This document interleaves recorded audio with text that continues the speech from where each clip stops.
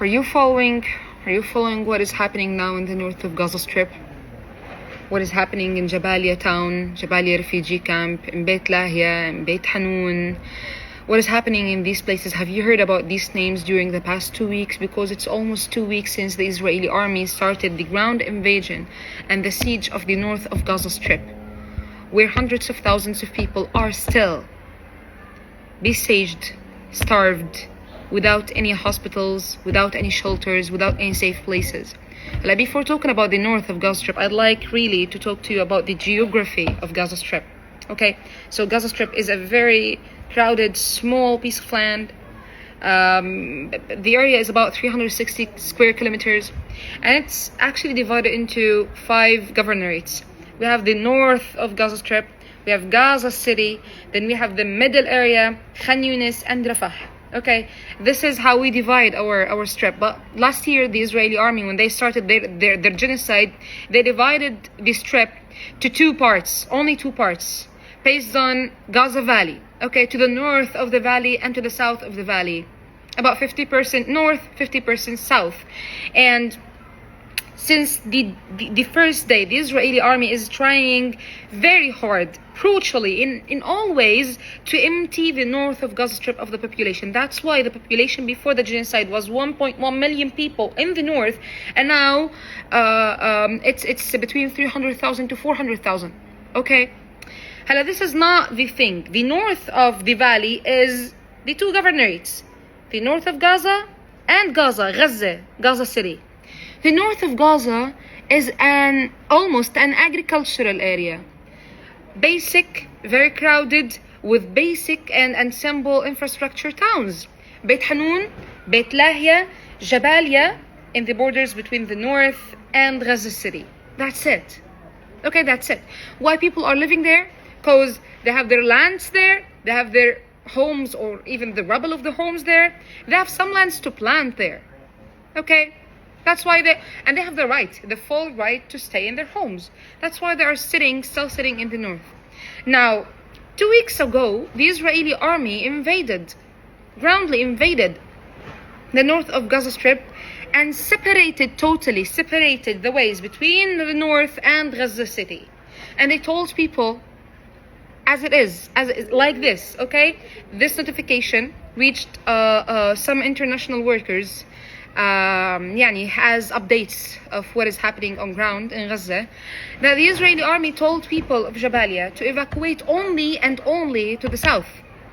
They cannot even evacuate Jabalia to Beit Lahia, or Jabalia to Beit Hanun, or Jabalia to the east of Gaza City. No, only to the south. You are supposed to leave or to be sieged, killed, bombed, starved.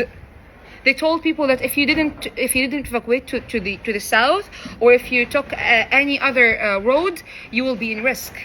And this is the translation of this notification.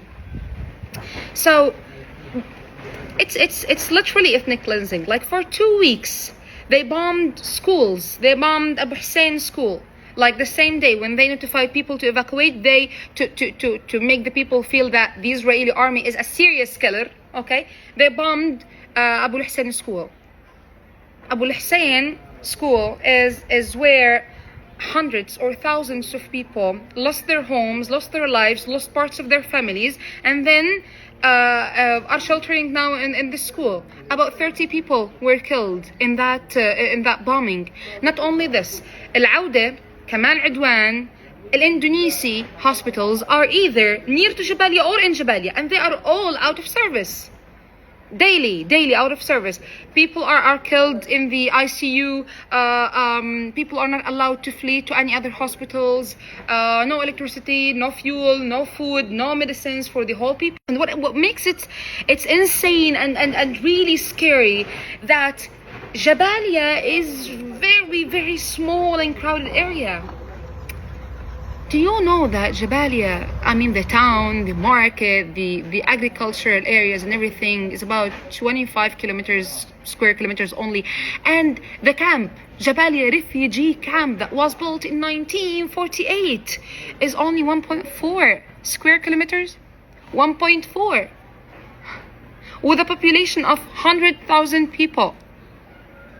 That's really scary. You cannot think, you can imagine how Israel now is committing this genocide, and how do they tell the people and sell this cheap propaganda telling that we are launching a military operations against Jabalia. Jabalia is really small. The camp is really small, crowded, full of schools, hospitals, clinics, streets. In the normal days before the genocide, if you entered Jabalia to go, from Jabalia roads to go to Beit Hanun or Beit Lahia, you will lose at least an hour of your day. Because it's crowded, it's full of people, schools and crowded areas. You know, the refugee camps. And Israel is yet telling the people that they are killing hundreds of thousands of terrorists in Jabalia and in the north. People are so simple, so tired, so sick, starved, so scary. And you know, Israel cut the internet connections and the cellular connections from the camp. They want to kill people silently. Aslan, if not silently, if we know about everything Israel is doing, what are we going to do? Nothing. We kept saying, keep your eyes on Rafah, keep your eyes on Rafah back in April. Now we are about entering November, and Rafah is evacuated, is flattened, is leveled, all of Rafah, and people of Rafah are displaced in most area, in tents. You kept saying eyes on Rafah, eyes on Rafah. Saying eyes on Jabalia will do nothing. Will do nothing. Because Israel is not afraid of you telling them that Israelis, you are terrorists, you are killers, you are stealing the lands and the homes. Because they are doing all of this on front of the cameras, like live. The day before yesterday, I called a neighbor. Okay, a neighbor for me in Beit Hanun. Okay, and I was like, how are you and everything? And he told me, I can't imagine, I can't bear talking, I can't think, I can't remember what happened, I can't just review my thoughts and my memories about what happened. When he was escaping with his family, a missile was dropped on them. The Israeli army bombed them while they were evacuating from Beit Hanun. Then he lost his first son. He was killed. We know that son. We know him. He was my neighbor. He was killed. Then the second son, the younger one, a lot of shrapnels, like small shrapnels, like about 20 to 30 small shrapnels are all over his body. And he said that I carried him. I couldn't reach any hospital. I sat in a school. I got displaced in a school. And then I tried so hard to find anyone to have any medical treatment, any nurse, anyone. I found one, a displaced old nurse in the school. I got to call her to come to the class. Then the quadcopter started chasing us in the corridors of the school. What is the quadcopter? It's a small drone that can shoot, bomb, tell you what to do, call you by your name, record you, anything. Okay, it's the quadcopter. It's a new Israeli tool. You know, they're artists when it comes to killing people. And like, the whole school cannot move. The whole school.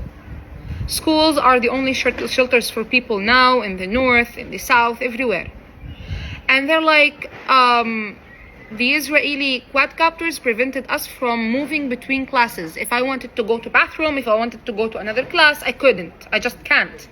And at the same time, after all of this, that it's still happening right now. Everyone is dying. Everyone is dying. People are starved. People are thirsty. 3 days ago, you know, my cousin got killed when he was distributing water to people because people have been thirsty for days. Allah yarhamu.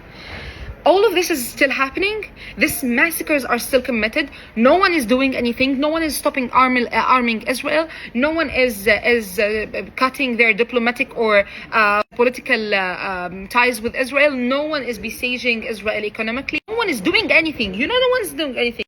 And the Israelis are marching and celebrating on the borders of Gaza Strip after tomorrow, on the 21st of October. Why? Because they are celebrating that Israel is now back to build the settlements in Gaza Strip. They are now celebrating that they have the first settlement in Gaza Strip. People have been killed for 2 weeks and a year before, and everyone is silent. Everyone is silent. This is the real genocide. What is happening from the beginning of the genocide until the 6th of October is a thing. What is happening since the 6th of October, I mean the beginning of the ground invasion of the north of Gaza Strip until now, is another thing. This is a genocide. This is the last emptying to the north of Gaza Strip. And I'm not actually wondering, and I'm not surprised that the Israeli army and the Israelis in general in this time are announcing the first settlement in Gaza Strip, of course in the north of Gaza, because it's emptied from their people, from its people. Palestine is Palestinian from the river to the sea. Gaza is for Gazans. The world is a criminal because you're silent. You're witnessing all of this, and just pretend that nothing is happening and pretend that this will end as everything before ended, and Gaza will stay resisting and it will be good and everything will end. And it's not a normal thing. 500 people have been killed during the past 2 weeks. And how? They have been bleeding in the streets. They were killed after bombing a hospital, Yemen Said, twice in Jabalia. They were killed after bombing schools where they were sheltering, where it's supposed to be safe. They were killed after trying to help some injured people in the street. They were killed after trying to go to find food, water, medicine. They were killed sleeping. What is happening now in the north is a crime, a full crime. And for me, it's Uqsim Billah, it's the edge of the entire humanity. It's the final, the final test, okay? The final test for humanity. What is happening now in the north of Gaza Strip. If no one moved, then no one will ever move. If the shelters are not safe, if the hospitals are not safe, if the places that they ground invaded several times and killed people in the streets several times and have done everything like this several times, and now they're returning to it, killing any hope for people to stay safe, to sleep one night like comfortably. That means that these criminals do not want to stop this genocide. Okay, they do not want to stop this genocide. They're trying to empty the north of Gaza Strip, to take it over. What is happening right now is just more and more war crimes. But believe me, it's the final test for the humanity. If the humanity failed the Palestinians and the people of Jabalia, Beit Hanun, Beit Lahia, more right now, that means that al-alam as-salam. Tamam? Al-alam as-salam. Just don't blame anyone if he is or she is killing anyone or stealing the lands of anyone else. Because khalas, you approved it for Israel. What else we need to tell you to move or to do anything? Actually, this is not to tell you to move. This is only for documentation. One day you will just watch all of these. I don't know if we will be like alive or not, but this is what Israel is doing and has done.